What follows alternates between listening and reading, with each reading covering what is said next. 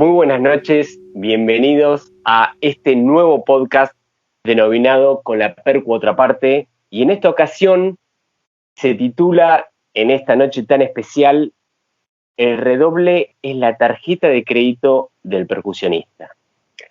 Bueno, esta noche, como todos ustedes ya saben, me acompaña en esta ocasión mi amigo, colega y compañero Pablo Buono, al que lo saludo con mucho afecto, y quien les habla, Ignacio Svachka, dos percusionistas sinfónicos, por así decir, de Argentina. Así que bueno, con este título le damos comienzo a esta segunda noche, y bueno, nada más preciso y bastante directo, ¿no? Que esta frase con la que titulamos este podcast, porque la verdad que parece gracioso o suena hasta divertido, pero la verdad tiene bastante de verdad cuando uno lo analiza como músico y sobre todo como percusionista.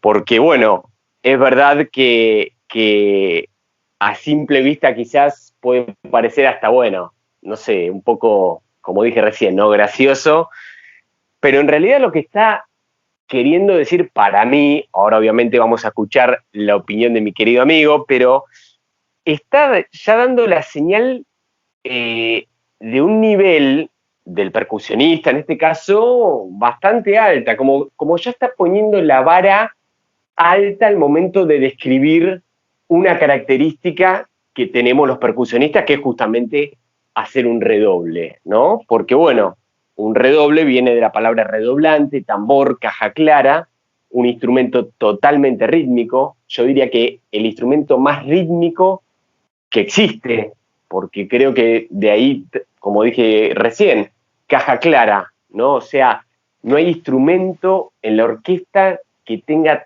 tanta precisión y hasta tanta dificultad muchas veces que un tambor. Así que justamente eso es clave. Y bueno, el redoble, el famoso rulo, es una de las, ¿cómo diría? De las maneras, formas, rudimentos hasta más difíciles que un percusionista tiene.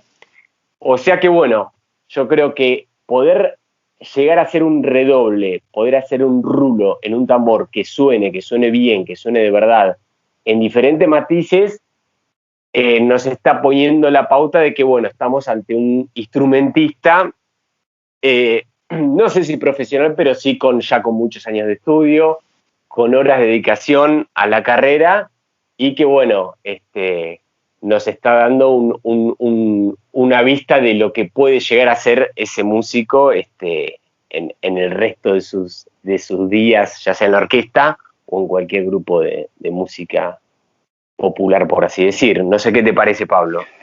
Sí, así es. Bueno, hola a todos, buenas noches Nacho. Bueno, mira, esta frase me la dijo una vez un maestro que tuve que se llamó Tristán Taboada, un gran maestro, un gran percusionista, baterista también, y primer tambor de la Orquesta Estable del Teatro Colón durante muchísimos años. Él ya está fallecido hace ya algunos años. Pero bueno, yo creo que de los que nos están escuchando, si son percusionistas o músicos en general y los llegaron a conocer, sabrán que era un tipo, digamos, de una capacidad en su profesionalismo y en su forma de tocar realmente impresionante. Esta frase en realidad me la dice en una conversación telefónica que tuvimos, en donde yo le estaba preguntando y consultando para tomar clases con él. Y él empieza a explicarme, ¿no? Cómo se iban a diagramar las clases, qué cosas teníamos que ver, ¿no? Porque la idea, el objetivo mío, obviamente, era estudiar la percusión y sobre todo perfeccionarme en tambor con él para llegar a tocar en una orquesta, digamos, a poder tener la capacidad de dar una audición, de un concurso, ganarlo y tener un puesto en una orquesta. Y en esa explicación que él me da, él suelta esta frase, que son esas frases, viste, que al principio te llaman la atención. pero después te dejan pensando y después no te las olvidás más. Son como las frases del Diego, ¿viste? Como si fuese, ¿viste esas frases de Maradona que vos no sabés bien por qué, pero no te las podés sacar? Quedan ya en el acervo popular y la gente las empieza a usar porque no solamente son frases portadoras de una gran verdad absoluta, irrefutable, sino que además tienen arte. O sea, en esa frase, es la frase de un poeta. Y eso es lo que distingue, digamos, una frase, no sé, como pueden ser las frases célebres de Maradona, o esta misma frase que me dijo mi gran maestro Tristán, de cualquier otra frase, no sé, por esto, digamos, hay mil maneras de decir lo mismo. Decir que el redoble es la tarjeta de crédito del percusionista simplemente se podría decir, mira, para entrar a una orquesta lo mejor que tenés que saber hacer es redoblar si vas a tocar el tambor, porque te la vas a pasar en un 90% redoblando y en el otro 10% haciendo algún que otro ritmo, pero más que nada vas a redoblar. Pero decirlo así es como, bueno, es casi una obviedad. En cambio, decirlo en esa frase, ¿no? te deja pensando. Es buenísima. Yo te juro que cuando la escuché, primero que suena divertida, suena graciosa porque aparte usa hasta, viste, parte por un lado, la música, lo más teórico que tiene un músico, y por otro lado, algo de uso normal y común, que es una tarjeta de crédito, digo, algo totalmente aparte fuera del ámbito musical, ¿no?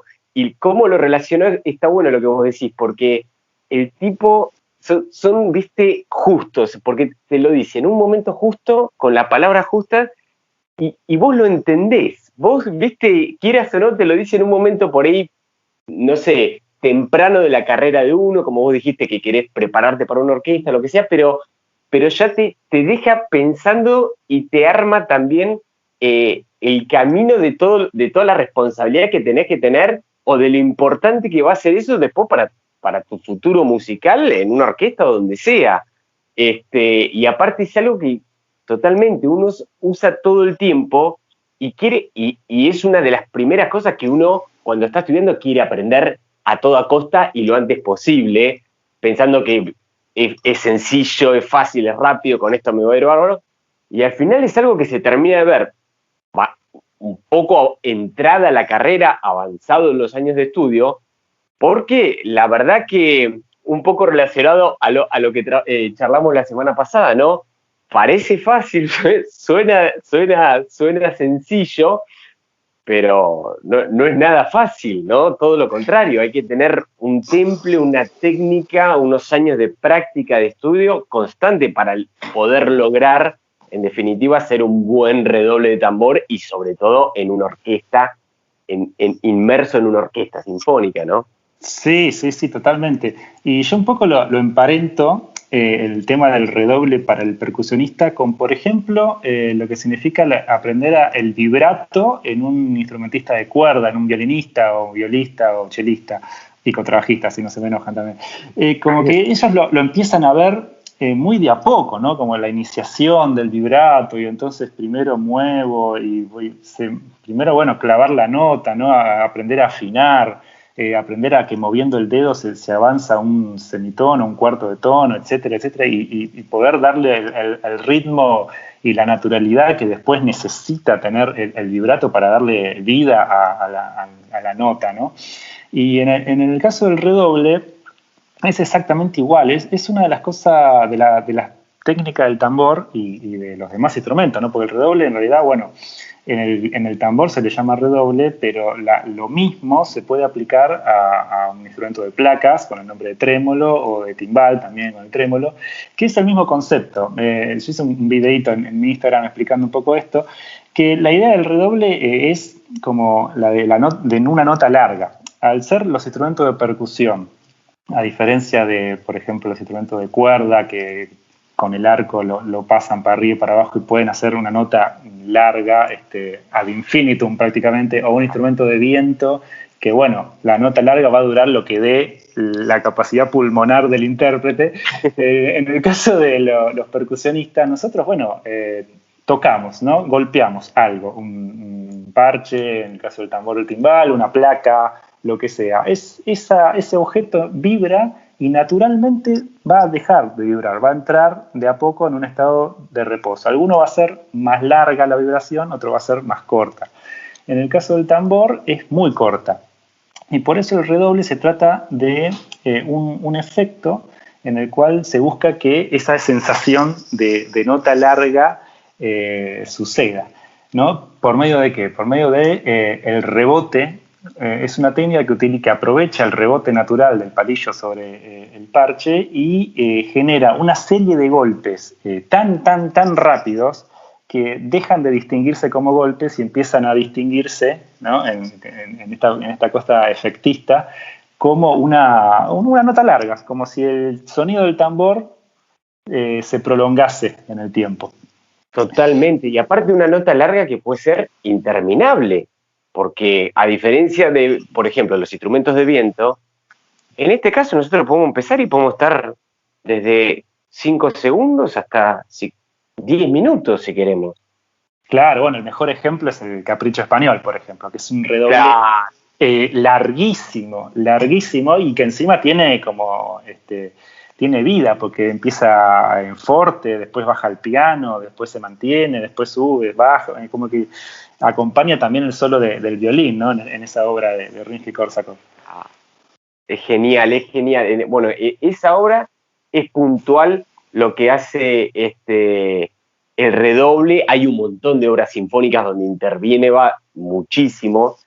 Y yo estaba pensando hace un rato, y hay dos redobles, un poco viniendo más, hay dos redobles, mira, te podría decir, uno nacional y uno más mundial, más genérico, que yo creo que son conocidos por todos.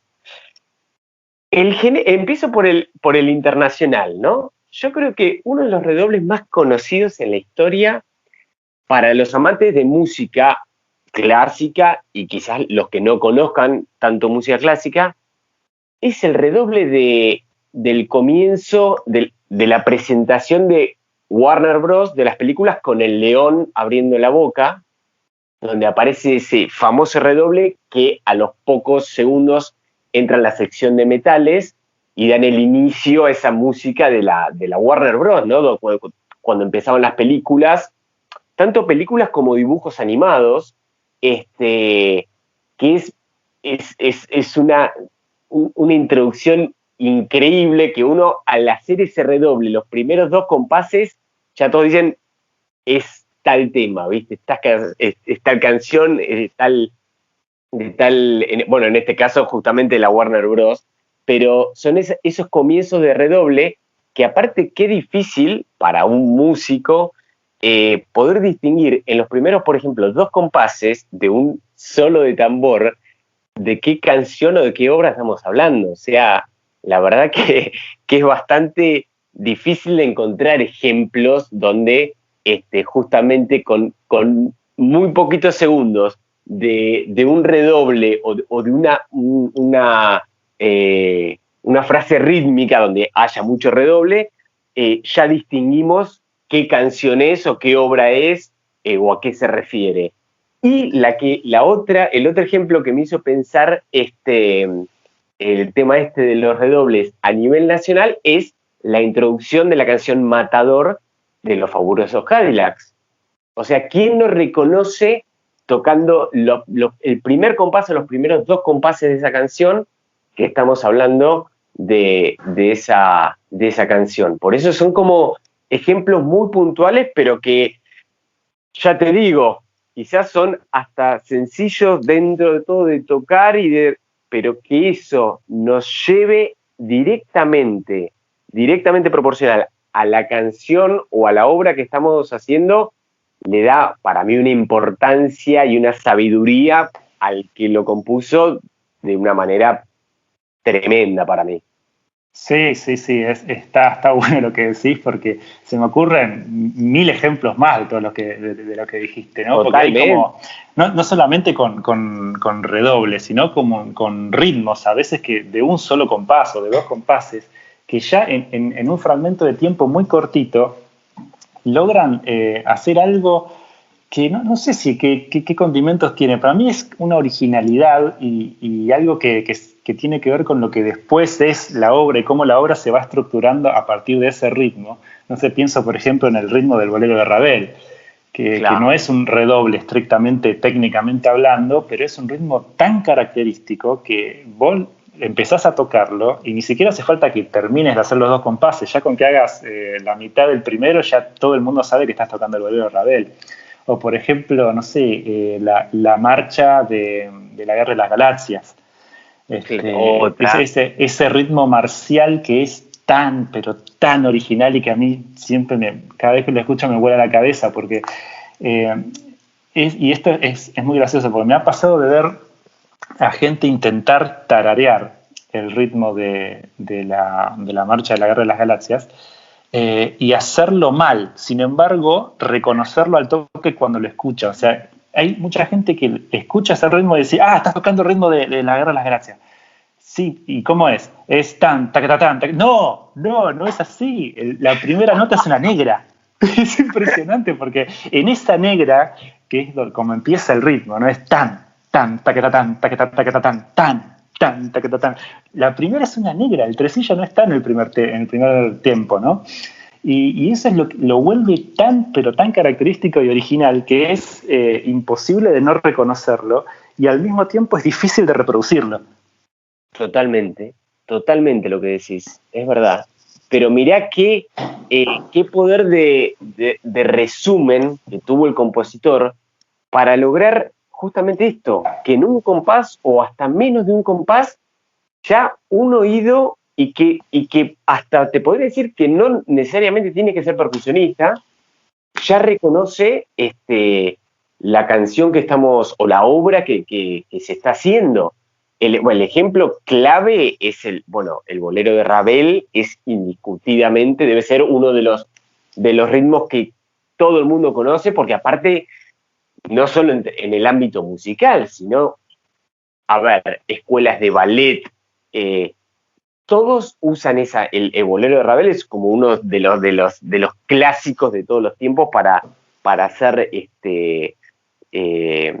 para justamente conocer y escuchar esta obra. Yo me acuerdo cuando era chico que hacía básquet en un club, al lado de la cancha de básquet estaba todo lo que era patín artístico. Y el bolero de Ravel era como un obligado que todas las semanas nosotros estábamos entrenando y escuchamos el bolero de Ravel, pero 1.000 millones de veces. O sea que es algo... son como esos temas que están muy, muy metidos en toda la gente y en todos los ámbitos.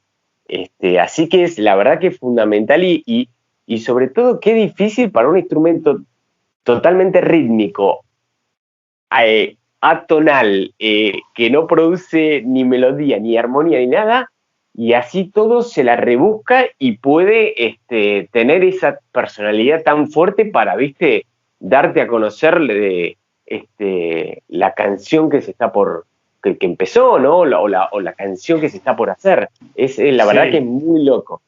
Sí, totalmente. Bueno, y con esto que decís, se me viene un poco a la cabeza la idea esta de, tener al tambor como un instrumento puramente rítmico y que eso implique de alguna forma, ¿no?, que sea un instrumento de acompañamiento o de base y que no pueda tener, por ejemplo, un discurso musical propio, cosa que me parece que fue un poco refutado por un gran percusionista y autor de numerosos estudios y libros dedicados al instrumento, que fue el francés Jacques Delecluse.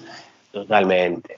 Que él, yo creo que con él, estudiando los estudios de él, me di cuenta del poder musical que tiene el tambor y que al faltarle la melodía y la armonía, no implica que no pueda tener un discurso musical propio. Con los estudios de él, que son de una escuela completamente distinta y te diría opuesta a la escuela americana o a la escuela rusa, ¿no?, que son como más rígidas, más marciales. La escuela francesa que desarrolla él es otra cosa.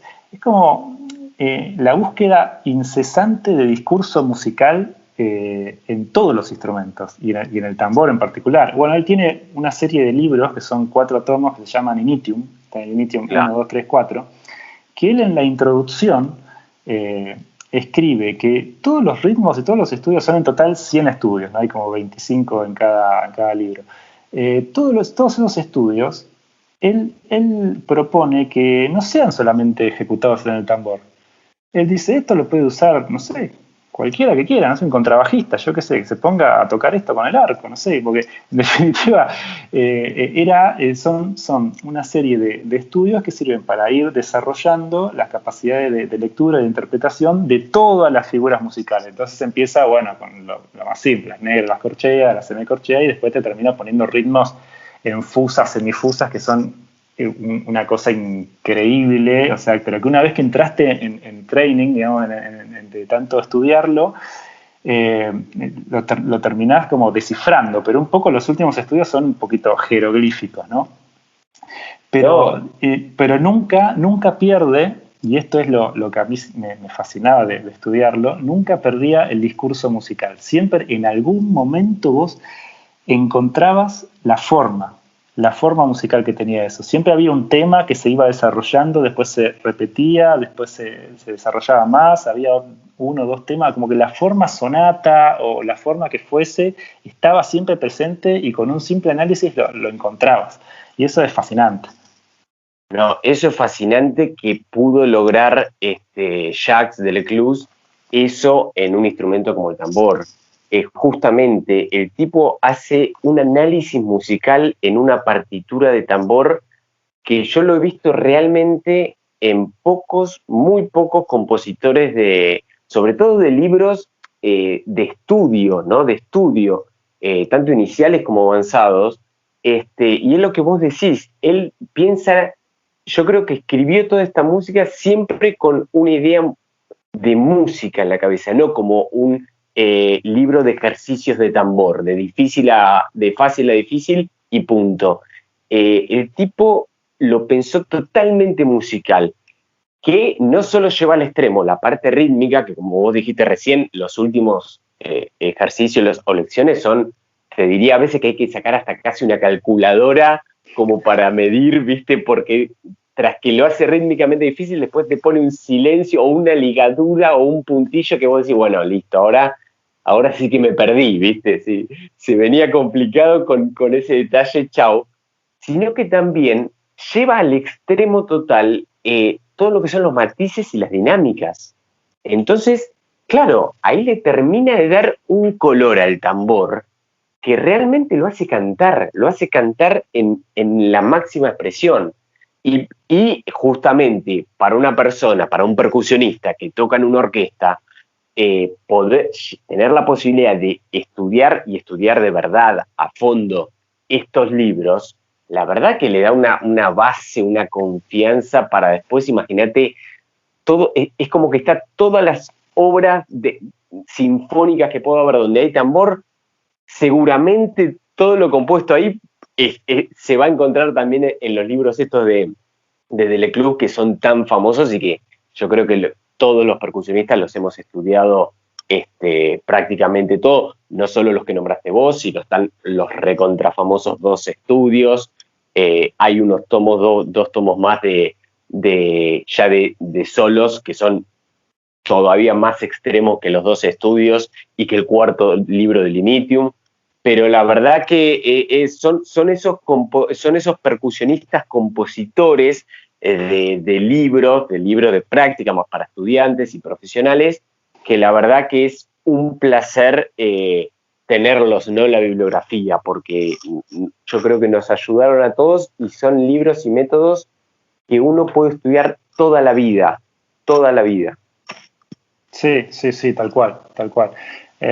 Sí, un poco los métodos y los estudios que escribía Delecluse yo creo que tenía en la cabeza el formar a los alumnos, a los aspirantes a percusionistas, para que puedan tocar no solamente la música clásica, romántica del siglo XX, sino la música que se estaba componiendo en ese momento en Francia, que era una música que tenía mucho de esto de un poco como, de alguna forma una stravinskización de la composición, ¿no? Esta idea de bueno, no por nada Stravinsky como se estrena la consagración de la primavera en París, ¿no? En 1913. Toda esta música que no tenía un discurso lineal, sino que bueno, tenía cambios de compases por doquier, que generaba contrastes muy, muy amplios.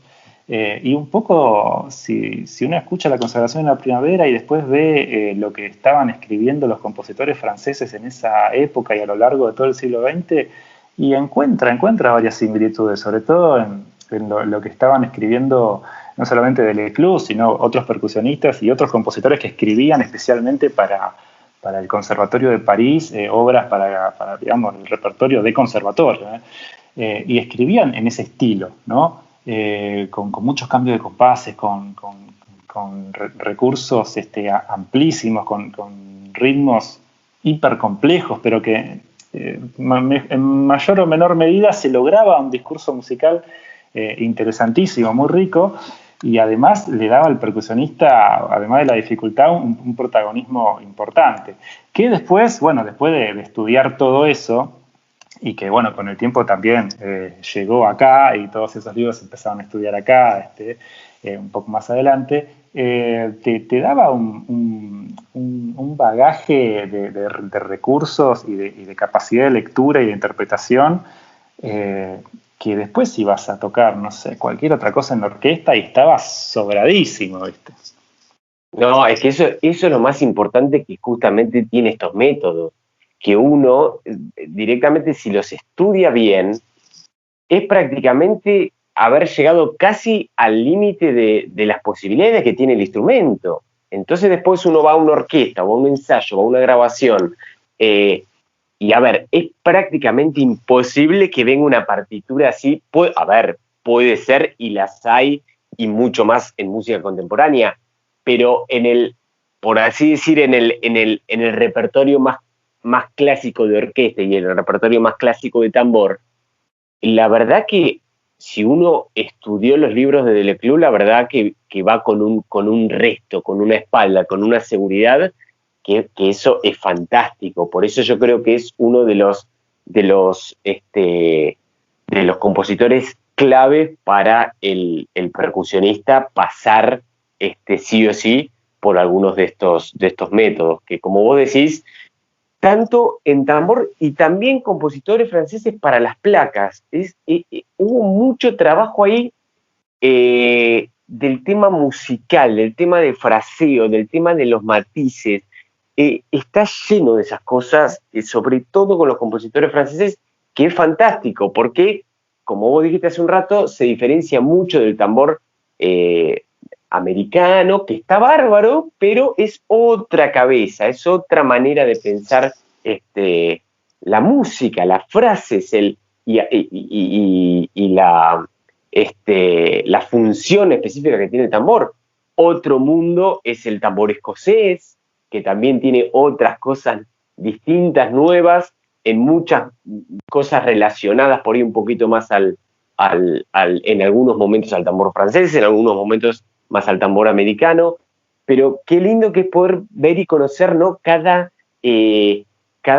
oleada, ¿no? Cada mundo distinto que tiene estos instrumentos que uno a simple vista dice, bueno, es el tambor, se puede hacer esto, el otro, pero hay como distintas miradas y funcionalidades que tiene, que la verdad que poder pasar por estos compositores es ideal. Sí, distintos estilos, ¿no? Y son un poco todas estas cosas, son como llaves, ¿no? Llaves que uno si las logra encontrar y tenerlas para sí, te van abriendo puertas. Y como lo mismo que es volviendo un poco a la frase que da origen a este episodio, ¿no? Como el redoble como tarjeta de crédito. Que está bueno porque, y volviendo también a la idea de esta frase tan pintoresca, yo creo que lo que la hace pintoresca es la palabra tarjeta de crédito. Y tarjeta de crédito, en realidad, ¿no? Tarjeta de crédito, acá en la frase está usada como sinónimo de llave. ¿no? Como que el redoble es la llave que te va a abrir la puerta de la orquesta.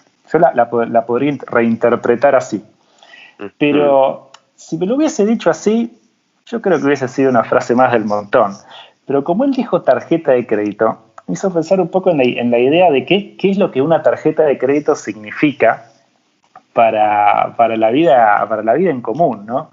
Y por qué tarjeta de crédito dicho en singular. En realidad uno puede tener muchas tarjetas de crédito. Tampoco es, digamos, algo que sea recomendable tener más de una o más de dos, no sé. Porque, digamos, también conlleva una responsabilidad. En este caso de las llaves como recursos para tocar, bueno, conllevan una responsabilidad, pero no te va a pasar nada. Al contrario, va a ser mejor que te sobren los recursos, ¿no? Pero la tarjeta de crédito en el mundo del comercio es un poco esa idea, ¿no? De llave, de la posibilidad de ir básicamente como si vos fueses al shopping con un prestamista al lado.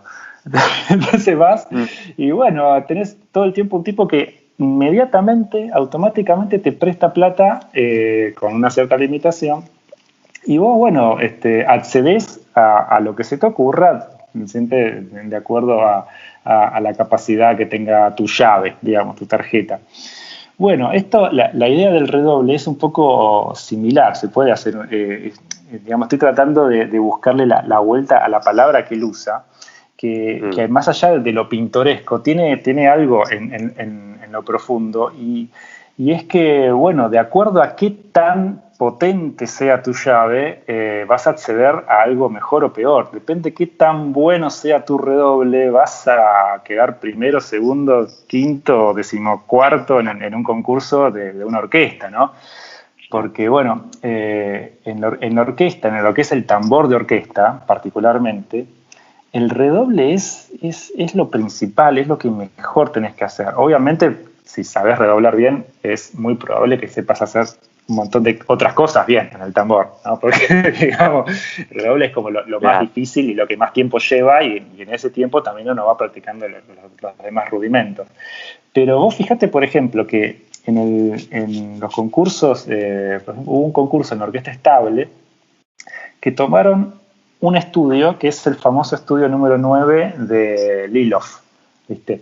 Que es un estudio que empieza, o sea, vos, es una página el estudio, dos páginas, donde tenés metidos en un formato de estudio de tambor un montón de ritmos típicos del repertorio clásico. Aparece el bolero de Ravel, aparece Scheherazade y aparecen otras cosas más. Pero empieza, los primeros 3, 4 compases son 3 redobles.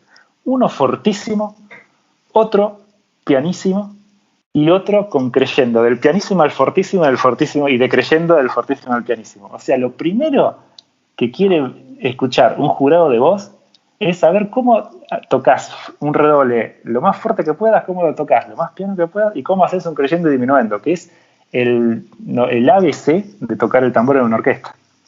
Es fundamental, es que vos lo dijiste, con esas primeras 3 intervenciones que tiene el tambor en ese estudio, ya está dando una pauta de, bueno, el nivel que tiene el percusionista en ese momento para tocar esas 3 ataques o esos 3 rulos, ¿no? que pide la partitura. Y después lo suma encima a distintos momentos de distintos repertorios de tambor, de orquesta. Bárbaro ese estudio, ese compositor también, y aparte también es muy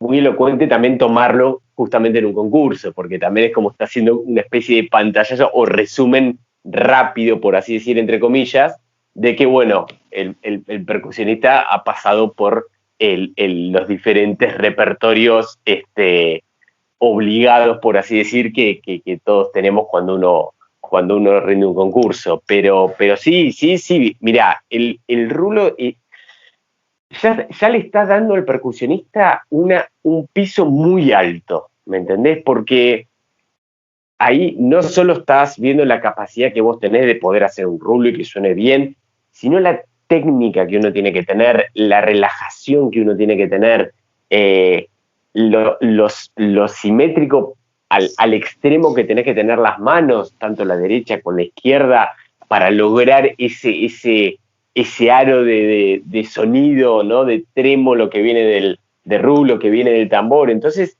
en algo tan sencillo como el mismo sonido puede llegar a generar, uno la verdad que está demostrando un montón de habilidad, ¿no? En ese momento cuando uno va a hacer un rulo en el tambor.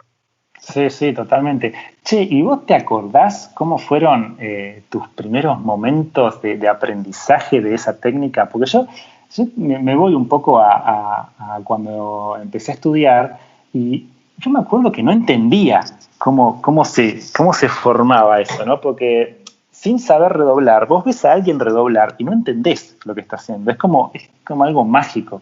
Vos ves que el tipo mueve las manos, los palillos se mueven y suena una cosa, y cuando lo intentás vos te suena una porquería, y vos decís, ¿cómo puede ser? ¿No? Y todo el trayecto de tiempo que uno tiene que atravesar y de intentos y hasta que finalmente se te cae la ficha de cómo es, ¿no? De cómo se dialoga entre lo que vos estás escuchando y lo que estás haciendo, ¿no? Porque al principio son dos cosas separadas. Vos lo que haces, vos no sabés muy bien cómo reproducir lo que estás viendo, y hasta que llegás a comprenderlo, hasta que la información que te entró por los ojos y los oídos te llega al cuerpo, a las manos y a los dedos, y puede llegar a tardar años.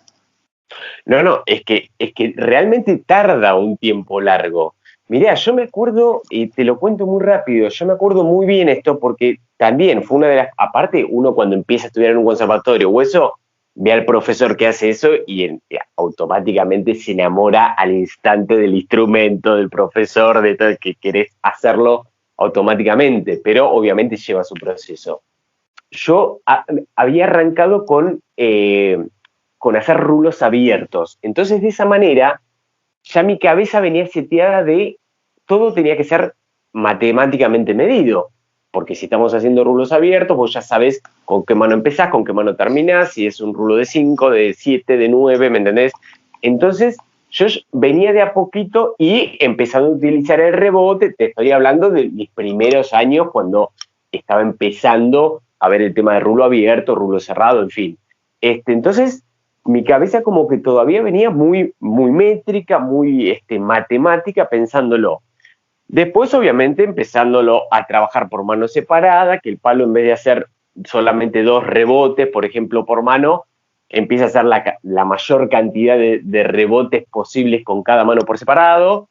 Después empezar a pensar mentalmente y físicamente con las manos justamente hacer figuras, tanto, no sé, de semicorcheas o de tresillos o de quintillos, te diría, pensar uno y pensar esas mociones que uno va a hacer con eso, con ese rebote, como para tratar de empezar a llenar esos espacios con ese rulo. Pero después de verdad que llega un punto que uno tiene que hacer un clic en la cabeza y decir, bueno, es un rulo de blanca, es un rulo de redonda, yo lo arranco y después que termine con la mano que termine. Es como que después hay que también tratar de salir un poco de esa cuenta o de esa subdivisión interna, como para justamente ahí lograr esa musicalidad o ese sonido bien lleno, bien relleno, bien parejo, y que suene hiper sutil, pero te digo que esto que te conté en 30 segundos de esos distintos pasos que fui haciendo me llevaron sus años, obviamente, pero Sí, sí, cuando salió fue el paraíso. totalmente, totalmente. No, es que en realidad yo creo que el mayor desafío cuando uno empieza a trabajar el redoble cerrado, ¿no?